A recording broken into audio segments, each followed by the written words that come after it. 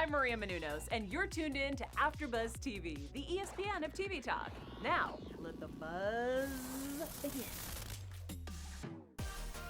Hi, everyone, and welcome back to the Sunderland Till I Die After Show. We are talking about episode 5 today, which is The Time for Men. I'm Kelsey Meyer, and I'm joined by the lovely Toree. Yes, hey guys.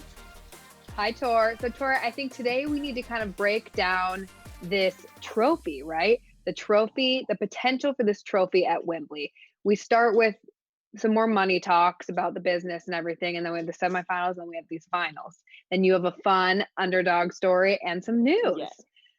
It was a hard episode to watch. What were your thoughts on it? Your overall thoughts? Yeah, I think just like we said the last time, I mean, I know it's not 5 o'clock yet, but it definitely made me want to pour another glass of wine. It was know. like, I knew that these, we've been through the ups and downs the entire season, and I knew that these last 2 episodes would not be anything short of that. So it was just kind of like, I mean, like we've said, you think that I have been a fan for like years, the way that I'm so drawn in and so how I want them to win so much. And so it was just kind of like biting your nails the whole episode, just waiting for the outcome, waiting for them to like win games or announce that they've lost them. It was a lot. It was a lot. And you can just see how it was taking a toll on everyone involved. I mean, the families, the fans, it was a lot. Mm-hmm. I am right there with you. And it's just like, it breaks my heart, especially how they kind of break down these episodes, right? I mean, you have Stuart and these managers at the beginning talking about this like club, like reinvention that they're trying to do. They're trying so hard to bring joy to these fans, to bring joy to this city, to bring like success to this soccer team. And it's like, there's only so much you can do. So they're trying to do this reinvention, right? Or they're trying to like foster this reinvention, and then you get to the semifinals and you're like yeah, and then you get to the end and you're just like, come on. It's truly a roller coaster of emotions. I mean, I don't know if there's anything else that these managers or these owners could do, or anything different they could do. What do you think about that? I mean, yeah, it's just tough because like you said, like there's so many moving parts and everyone's trying their best to kind of do what's best for the team. But I mean, the marketing team can only do but so much. I mean, they can't go out there, win the games for them. So it was hard to see them do all of this work to kind of get the stadium full. And then after they lost the game, it was like they were cut almost half or less than half of people returning to the stadium. So it was tough to watch because it just kept feeling like every time they were climbing out of the hole, it was something that was putting them right back in it. And it was just like, geez, like I just want Sunderland to catch a break. Right. No, I'm right there with you. And it was wild to watch them win this semifinal game, right? So they have this potential of going and winning this trophy at Wembley. And they talk about how huge of a deal this is. I mean, a team like Sunderland rarely ever gets to go to Wembley. So all the fans they trek to London, and they have such support, and then they don't win. And you're just like, are you kidding? Could you imagine being a fan and I mean, there was one woman who even mentioned like she hadn't won in her time that she lived, they hadn't won a cup or won a trophy, won at Wembley. And you think that when they put in little bites like that, they're like, oh, they're gonna win. They're gonna win. And they don't.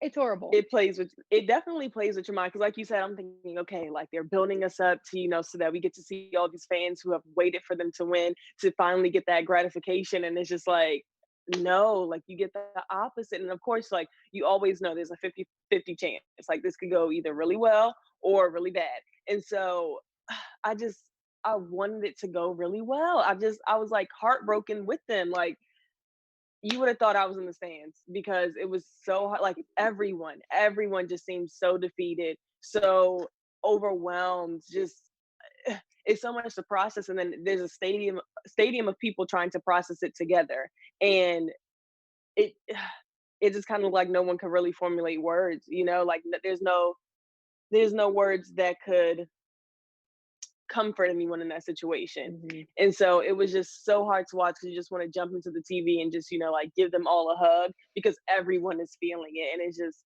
you can't. You just can't. Yeah, I know. And what were your thoughts after they won that semifinal game, right? I mean, I was kind of on top of the world. I was like, I really thought that they would end up winning this trophy. I was like, this is promising. This is exciting. How Yeah. did you feel after that win? That No, I initial was super win? excited. I was super excited. I was like, okay, like this is the momentum that they need. Like maybe this is the hope, because they're already the underdog. So sometimes you need that like that sign that you're in the right direction, that you're going to make it. And so I thought that was that sign. Like I thought, like, okay, team, this is what, like, you have what you need to succeed. No matter who gets injured, no matter who's substituted out of the game, like you guys will be able to make it. And so I definitely felt like I was like, yes, like this is what they've been waiting for. We've been training for this. Like the people who are getting substituted in, they'll be fine. They've got this. They know they have to prove a lot. And it was just like, no. And so, but the Eh, initial win, right, and scene. So it was yeah, just like it was great to see them, like see the fans be able to witness that and see the team, get that momentum, and the coaches and the staff. But it was very short lived, and I think it kind of teaches us to live in the moment because you never know when it's going to be taken away. true. No, I like that a lot. I was reading an article about how this show teaches how to fail, like teaches you how to properly fail because the fans, the players, the management, I mean, they still are 100% behind this team, and want them to do well. And it's hard to watch. It really is hard to watch because you want it for them too, but it's like win or lose, they still are behind that team and they still like try their best and are extremely positive and supportive, and that's pretty cool. I think you're right. I mean, it is a life lesson. It's living in the moments. It's win or lose, you still got to be there. You still got to Yeah, show up. So yeah, ugh, I hope they catch a break, like you said. One of these days. What also killed me was that at that final game at Wembley, it went down to the shootout, the penalty kick shootout. Like, couldn't be any more. It's like, okay, they're already losing, or they were winning, and then like, come on. it There was a, was. it was there's no better or worse way to lose. I feel like.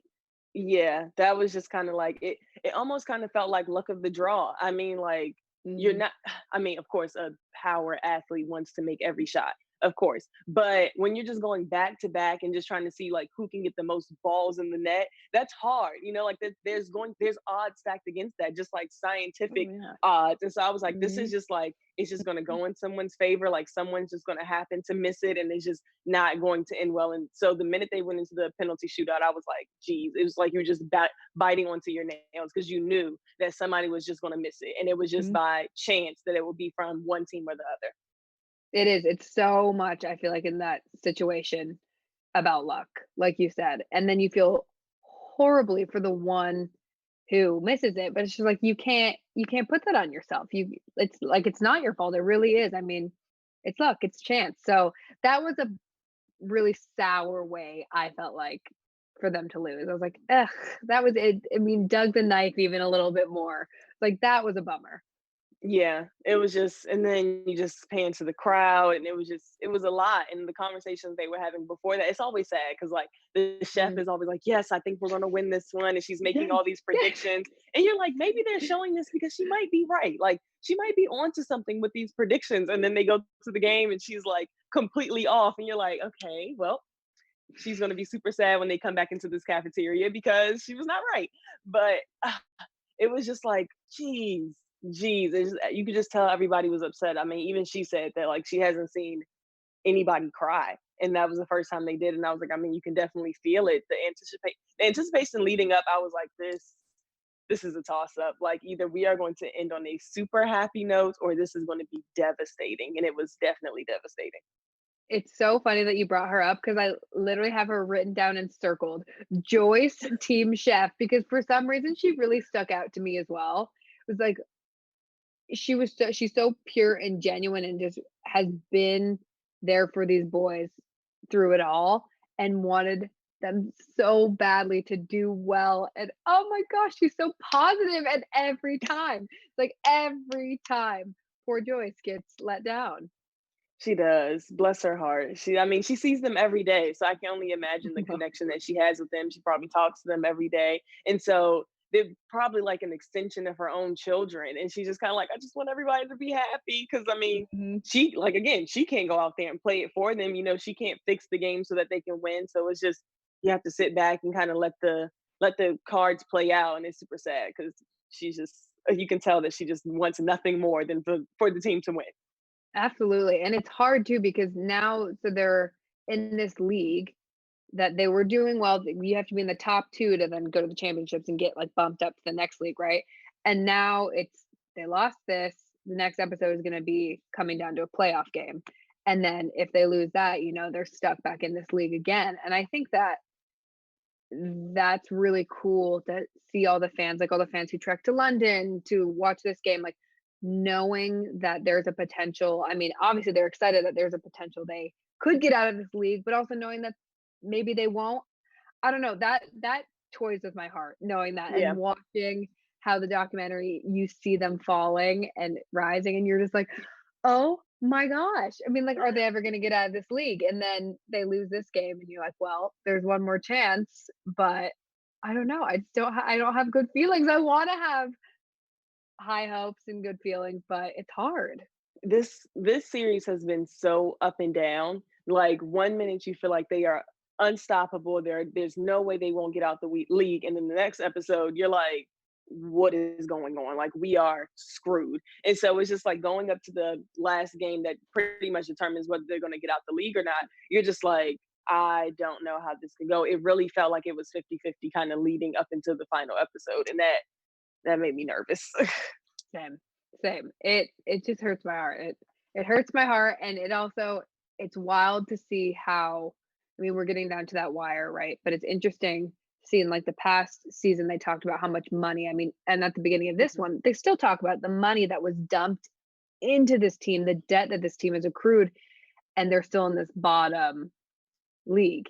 And that's just so interesting, I think, from kind of like the business standpoint, because it obviously keeps getting mentioned, keeps getting mentioned. You want them Mhm. to win games, but it's like, why was there that much money that was dumped in and they're not winning games? And now these poor managers who are actually doing like better than previous ones and spending less money. I don't know. It's hard to watch. The whole thing's just hard to Yeah. watch for me. Honestly, like I've asked so many times, like, okay, if we were able to cut back all of this, why were you guys spending this much money? Like, this hole definitely could have been avoided, it seems like. And so it sucks that these new people are trying to come in trying to fix something that seems like it could have been avoided. Because I mean, the team is still thriving with their new budget, cutting back on certain things, trying to move money around, gaining money, fan participation. Like, it seems like they're doing well. And it seems like these are practices that could have been incorporated the entire time. But I mean, we don't really look at things and see how we can do them differently until like falls apart anyway. So I understand. Yeah. Ooh, it was hard though. It's heart-wrenching, and I'm hoping the next episode we see some positive outcomes, but I don't know. Oh, I'm just like I'm prepping myself for the worst, as I think that these poor Sunderland fans do, which sucks. Yeah. Yeah. It Like you said, you want them to win, but in the back of your head, you're already preparing on if they lose. Which and like you said, I can only imagine how someone who like lives in the community is a diehard Sunderland fan feels because I'm already like clutching my pearls. So I can just imagine what a season ticket holder feels. right? A season ticket holder or even like the players, how Yeah. I feel like it's so hard to get out of that mindset. I could personally never ever be a professional athlete and have to go through that. It was just it like you said, it's just super hard to watch. Like this episode was just one of those ones. It was kind of like, is it like, are we just gonna find that just gleam of sunshine out Mhm. of this episode? Mhm. Because like you said, it was Mhm. just hard to watch. I mean, everybody is feeling it, like people's families are feeling it. And you definitely see that there, because the fans are so invested into the team, that there is not really a boundary when it comes to criticism and who's allowed to come up to you and tell you how they feel, which is also, Mhm. I think that part was also hard to watch because Mhm. of course, like you lose a game, you want to assess what you did wrong. But I think, it's hard when you have 40,000 people or more than 40,000 people telling you why they feel like you shouldn't be on the team, or what you did wrong, what you could have Mhm. done better, or that Mhm. they felt like you weren't trying, or you just weren't Mhm. doing something well enough. Like that's hard. You're already dealing with the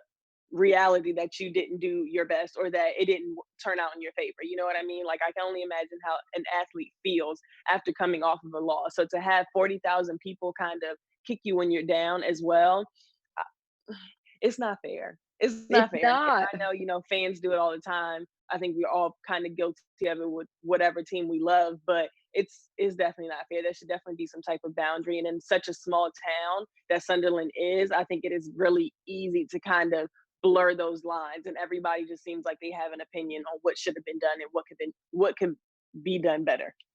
I agree, and it's so interesting to me though that I mean, you say that, and I'm right there with you, but this soccer team is run by these fans, and that's what's hard to find that blurred line, because I feel like it is blurred because the fans are the team. Like, the team is they would be nothing without those fans, and for this city, this team is everything, and you watched all those fans trek to Wembley, go to London, like, for them. Win or lose, they're still diehard fans. So I think that would be really hard to kind of find that boundary and find that line with what you can say and what you can't, and what you Yeah, for have to sure. like, or what you take in and what you don't. For sure, for It's sure. hard. It It's was hard. it was just tough. Like, it was just tough.